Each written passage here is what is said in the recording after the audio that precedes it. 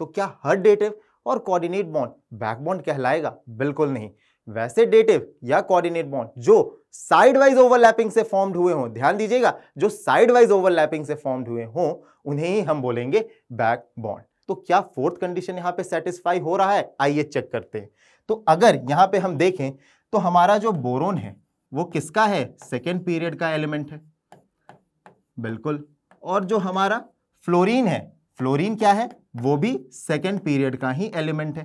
तो यहां पे सेकेंड पीरियड के बीच बैक बॉन्डिंग हो रहा है। यहां पे हमारे पास क्या है? ये 3 रेजोनेटिंग स्ट्रक्चर है, किसके? BF3 मॉलिक्यूल के। तो हम एक बात जानते हैं, ऑर्गेनिक में पढ़ के आते हैं कि रेजोनेटिंग स्ट्रक्चर का एक रेजोनेंस हाइब्रिड भी बनता है। तो अगर इसमें हम रेजोनेंस हाइब्रिड बनाए, इन तीनों स्ट्रक्चर का कोई एक रेजोनेंस हाइब्रिड, तो कुछ इस प्रकार से बनेगा, बोरोन, फ्लोरीन, फ्लोरीन और इधर भी फ्लोरीन, और इनके बीच क्या होगा? पार्शियल डबल बॉन्ड का कैरेक्टर होगा।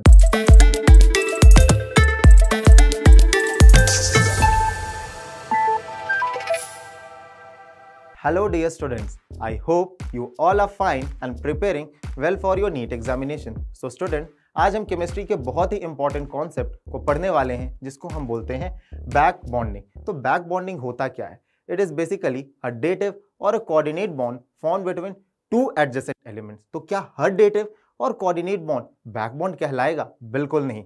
वैसे डेटिव या कोऑर्डिनेट बॉन्ड जो साइड वाइज ओवरलैपिंग से फॉर्म्ड हुए हों, ध्यान दीजिएगा, जो साइड वाइज ओवरलैपिंग से फॉर्म्ड हुए हों उन्हें ही हम बोलेंगे बैक बॉन्ड। ठीक है, तो आइए डेफिनेशन देखते हैं। क्या है? It is a coordinate bond formed between two adjacent atoms of a molecule by side wise overlapping. Side wise overlapping से फॉर्म्ड हुए हों। और किनके बीच होना चाहिए ये overlapping? Fully filled orbital of an atom and the vacant orbital of another atom.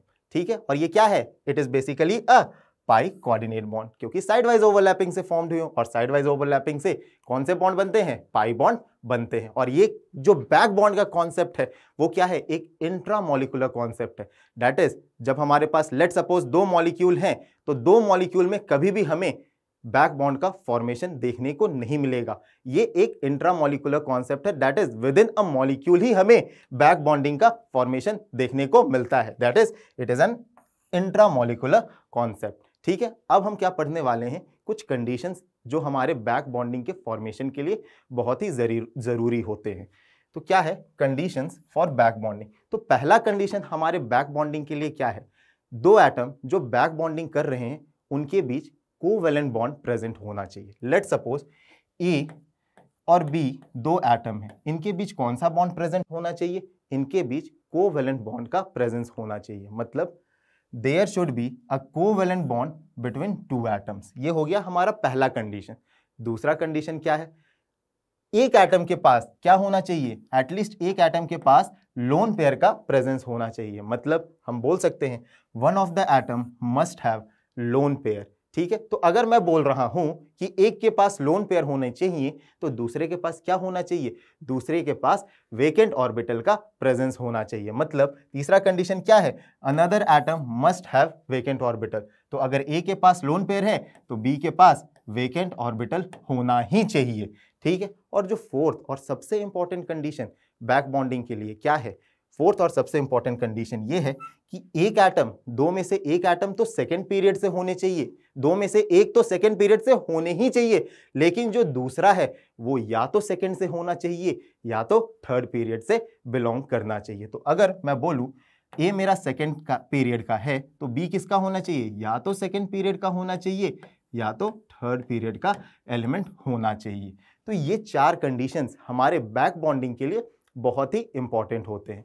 तो आइए आगे हम देखते हैं इन चारों कंडीशन को जो हमने पीछे देखा उसको मॉलिक्यूल के ऊपर अप्लाई करके। तो पहला मॉलिक्यूल हमारे पास क्या है? Boron trifluoride. और हम जानते हैं बोरोन ट्राइफ्लोराइड का स्ट्रक्चर क्या होता है? Trigonal planar. तो इस तरीके का स्ट्रक्चर होता है BF3 मॉलिक्यूल का। तो BF3 मॉलिक्यूल में क्या कोवैलेंट बॉन्ड प्रेजेंट है? बिल्कुल, बोरोन और F के बीच क्या होता है? कोवैलेंट बॉन्ड प्रेजेंट होता है। क्या यहाँ पे लोन पेयर है? बिल्कुल, F के पास भर भर के लोन पेयर है, भर भर के लोन पेयर है। ठीक है, तो दूसरा वाला भी कंडीशन क्या हो गया? सेटिस्फाई हो गया। तीसरा कंडीशन क्या है? वेकेंट ऑर्बिटल का प्रेजेंस। बिल्कुल। बोरोन के पास क्या होता है? वेकेंट 2p ऑर्बिटल प्रेजेंट होता है। क्या होता है? वेकेंट 2p ऑर्बिटल प्रेजेंट होता है। तो मतलब मैं बोल सकता हूं यहां पे तीसरा कंडीशन भी सेटिस्फाई हो रहा है।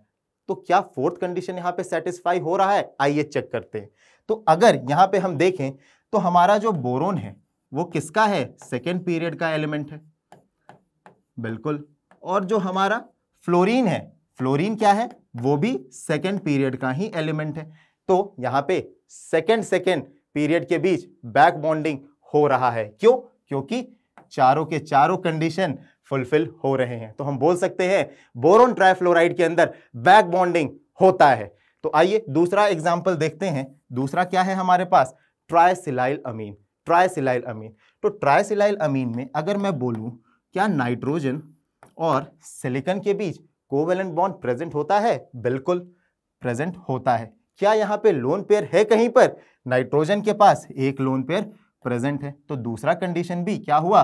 फुलफिल हो गया। क्या यहां पे वेकेंट ऑर्बिटल है? जी हां, सिलिकॉन के पास क्या होता है? वेकेंट 3d ऑर्बिटल प्रेजेंट होता है। तो मतलब तीसरा कंडीशन भी हमारा फुलफिल हो गया। तो आइए चेक करते हैं क्या फोर्थ कंडीशन यहां पे फुलफिल हो रहा है। आइए चेक करते हैं। नाइट्रोजन सेकेंड पीरियड का एलिमेंट है और जो हमारा सिलिकॉन है वो किसका है? वो हमारा थर्ड पीरियड का क्या है? एलिमेंट है। थर्ड पीरियड का एलिमेंट है। तो हम यहां पे देख पा रहे हैं कि हमारा फोर्थ कंडीशन भी क्या हो रहा है? फुलफिल हो रहा है। मतलब हम देख पा रहे हैं कि चारों के चारों कंडीशन फिर से फुलफिल हो गए। तो हम फिर से क्या बोल देंगे? ट्राइसिलाइल अमीन के केस में बैक बॉन्डिंग हो रहा है। तो आइए अब हम तीसरा मॉलिक्यूल अपना स्टडी करते हैं, दैट इज AlCl3। तो AlCl3 में अगर फिर से मैं पूछूं आपसे एल्युमिनियम और क्लोरीन के बीच क्या कोवेलेंट बॉन्ड प्रेजेंट है? बिल्कुल प्रेजेंट है। कोवेलेंट बॉन्ड बिल्कुल ही प्रेजेंट है एल्युमिनियम और क्लोरीन के बीच। क्या यहाँ पे लोन पेयर है? बिल्कुल। क्लोरीन के पास फिर से क्या है? भर भर कर लोन पेयर है, भर भर के लोन पेयर है। तो दूसरा कंडीशन भी फुलफिल हो रहा है। क्या यहाँ पे वेकेंट ऑर्बिटल प्रेजेंट है? बिल्कुल। एल्युमिनियम के पास वेकेंट ऑर्बिटल प्रेजेंट है। तो यहाँ पे तीसरा कंडीशन भी फुलफिल हो रहा है। तो आइए चेक करते हैं क्या फोर्थ कंडीशन फुलफिल हो रहा है। आइए चेक करते हैं। तो एल्युमिनियम हमारा थर्ड पीरियड का एलिमेंट है, बिल्कुल ये बात हम जानते हैं। और क्लोरीन किसका है? क्लोरीन भी थर्ड पीरियड का एलिमेंट है। मतलब जो फोर्थ कंडीशन था वो फुलफिल यहाँ पे नहीं हो रहा है। तो अगर चारों में से एक भी फुलफिल नहीं हुआ तो हम क्या बोलते हैं? वहां पे बैक बॉन्डिंग नहीं होगा। तो हम बोल सकते हैं AlCl3 के केस में बैक बॉन्डिंग नहीं होगा। ठीक है। तो आइए नेक्स्ट एग्जांपल देखते हैं, that is fourth molecule AlF3। तो अगर इसको हम पीछे से चेक करना स्टार्ट करें तो क्या है? फोर्थ कंडीशन सबसे पहले चेक करते हैं। तो एल्युमिनियम और फ्लोरीन में, एल्युमिनियम और फ्लोरीन में एल्युमिनियम किसका है? थर्ड पीरियड का है और फ्लोरीन किसका है? सेकेंड पीरियड का एलिमेंट है। तो यहां पे फोर्थ कंडीशन सेटिस्फाई हो रहा है। अगर मैं वेकेंट ऑर्बिटल वाला कंडीशन देखूं तो वेकेंट ऑर्बिटल एल्युमिनियम के पास अपन पीछे देख के आए हैं क्या होता है? प्रेजेंट होता है। मतलब वेकेंट ऑर्बिटल वाला भी कंडीशन यहां पे सेटिस्फाई हो रहा है। क्या यहां पे लोन पेयर का प्रेजेंस है? बिल्कुल। फ्लोरीन के पास लोन पेयर भर भर के होता है, ये बात हम जानते हैं। ये बात हम जानते हैं, फ्लोरीन के पास लोन पेयर भर भर कर होता है। मतलब लोन पेयर वाला भी कंडीशन सेटिस्फाई हो गया। लेकिन AlF3 एक आयनिक कंपाउंड होता है, तो जाहिर सी बात है उनके बीच जो बॉन्ड रहे होंगे वो भी आयनिक बॉन्ड प्रेजेंट रहे होंगे। तो मैं बोल सकता हूं कि सिंस AlF3 एक आयनिक कंपाउंड है और जाहिर सी बात है उनके बीच बॉन्ड आयनिक रहे होंगे, इसलिए पहला कंडीशन ही ये सेटिस्फाई नहीं कर रहा था और इसलिए यहां पे बैक बॉन्डिंग नहीं होगा। ठीक है। तो ये चार मॉलिक्यूल से हमने सीखा कि किसी कंपाउंड या मॉलिक्यूल के अंदर बैक बॉन्डिंग हो रहा है या नहीं हो रहा है तो हम कैसे डिटरमाइन करेंगे। तो आइए आगे बढ़ते हैं। आगे क्या है हमारे पास? Types of back bonding. तो हमारे पास दो टाइप्स होते हैं बैक बॉन्डिंग के लिए। उनमें से जो पहला टाइप है हमारे पास वो क्या है? पी पाई बैक बॉन्डिंग। तो वही पुराना एग्जाम्पल BF3 मॉलिक्यूल से हम इसको समझते हैं। तो देखिएगा जब ये वाला fluorine that is F1 fluorine अपनी इलेक्ट्रॉन डेंसिटी बोरोन के वेकेंट ऑर्बिटल में ट्रांसफर करता है तो कुछ इस तरीके का रेजोनेटिंग स्ट्रक्चर बनता है। सिमिलरली अगर ये वाला फ्लोरीन बोरोन के वेकेंट ऑर्बिटल में इलेक्ट्रॉन डेंसिटी ट्रांसफर करेगा तो कुछ इस तरीके का रेजोनेटिंग स्ट्रक्चर बनेगा। और सिमिलरली अगर ये वाला फ्लोरीन अपना इलेक्ट्रॉन डेंसिटी बोरोन के वेकेंट ऑर्बिटल में ट्रांसफर करेगा तो इस तरीके का रेजोनेटिंग स्ट्रक्चर बनेगा। तो यहां पे हम देख पा रहे हैं क्या हो रहा है कि दोनों के दोनों एटम दैट इज फ्लोरीन और बोरोन किससे बिलोंग करते हैं, सेकेंड पीरियड से बिलोंग करते हैं। तो क्या होगा यहाँ पे 2p पाई के बीच ओवरलैप हो रहा होगा। 2p पाई क्यों, क्योंकि फ्लोरीन भी सेकेंड पीरियड से है और बोरोन भी सेकेंड पीरियड से बिलोंग करता है। और ये पाई क्या डिनोट कर रहा है कि ओवरलैप के कारण दोनों के बीच पाई बॉन्ड का फॉर्मेशन हो रहा है। तो यहाँ पे जो बैक बॉन्डिंग होगा कौन सा होगा, 2p पाई बैक बॉन्डिंग, 2p पाई बैक बॉन्डिंग। 2 क्यों, क्योंकि बोरोन और फ्लोरीन दोनों ही सेकेंड पीरियड के एलिमेंट है। तो आइए यहां पे हमारे पास क्या है, ये 3 रेजोनेटिंग स्ट्रक्चर है किसके, BF3 मॉलिक्यूल के। तो हम एक बात जानते हैं, ऑर्गेनिक में पढ़ के आते हैं कि रेजोनेटिंग स्ट्रक्चर का एक रेजोनेंस हाइब्रिड भी बनता है। तो अगर इसमें हम रेजोनेंस हाइब्रिड बनाए, इन तीनों स्ट्रक्चर का कोई एक रेजोनेंस हाइब्रिड, तो कुछ इस प्रकार से बनेगा, बोरोन फ्लोरीन और इधर भी फ्लोरीन, और इनके बीच क्या होगा, पार्शियल डबल बॉन्ड का कैरेक्टर होगा। दैट इज बोरोन और फ्लोरीन के बीच पार्शियल डबल बॉन्ड का कैरेक्टर होगा। और हम जानते हैं जैसे ही पार्शियल डबल बॉन्ड का कैरेक्टर आया तो क्या होगा, बॉन्ड ऑर्डर इंक्रीज करेगा। और बॉन्ड ऑर्डर इंक्रीज किया तो जाहिर सी बात है बॉन्ड स्ट्रेंथ भी इंक्रीज कर रहा होगा। और अगर बॉन्ड स्ट्रेंथ इंक्रीज कर रहा है तो बॉन्ड लेंथ घट रहा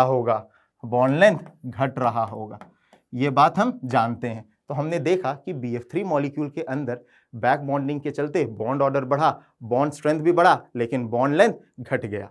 तो आइए दूसरे तरीके का हम टाइप देखते हैं, that is p pi d pi back bond, p pi d pi back bond. तो ये क्या है, ट्राइसिलाइल अमीन का एग्जाम्पल से इसको भी हम स्टार्ट करते हैं। तो अगर हम एग्जाम्पल देखें तो अगर नाइट्रोजन का ये वाला लोन पेयर अगर सिलिकॉन के वेकेंट ऑर्बिटल में इलेक्ट्रॉन डेंसिटी ट्रांसफर करता है तो कुछ इस तरीके का रेजोनेटिंग स्ट्रक्चर बनता है।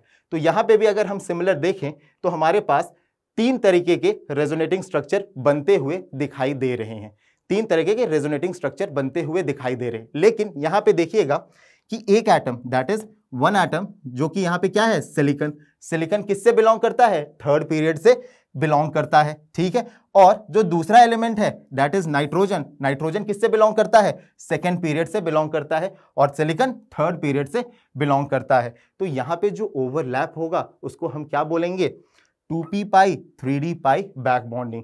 2p पाई क्यों, क्योंकि नाइट्रोजन का 2p इन्वॉल्व था और सिलिकॉन का कौन सा इन्वॉल्व था, 3d इन्वॉल्व था, किसमें, बैक बॉन्ड के फॉर्मेशन के लिए। तो आइए अगर इसमें भी हम अगर इन तीनों रेजोनेटिंग स्ट्रक्चर का एक रेजोनेंस हाइब्रिड बनाना चाहें तो कैसे बनाएंगे, देखते हैं। नाइट्रोजन और साथ ही साथ क्या रहेंगे, 3 SiH3 मॉलिक्यूल अटैच्ड रहेंगे, यहां पे भी SiH3, ठीक है, SiH3।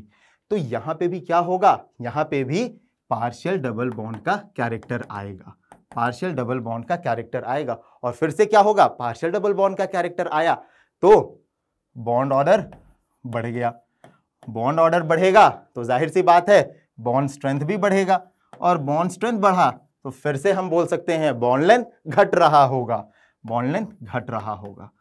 तो ये था बैक बॉन्डिंग का बहुत ही इंपॉर्टेंट कॉन्सेप्ट जो केमिस्ट्री में हर जगह यूज होता है। तो तब तक के लिए बैक बॉन्डिंग को पढ़ते रहिए और समझते रहिए। Thank you very much.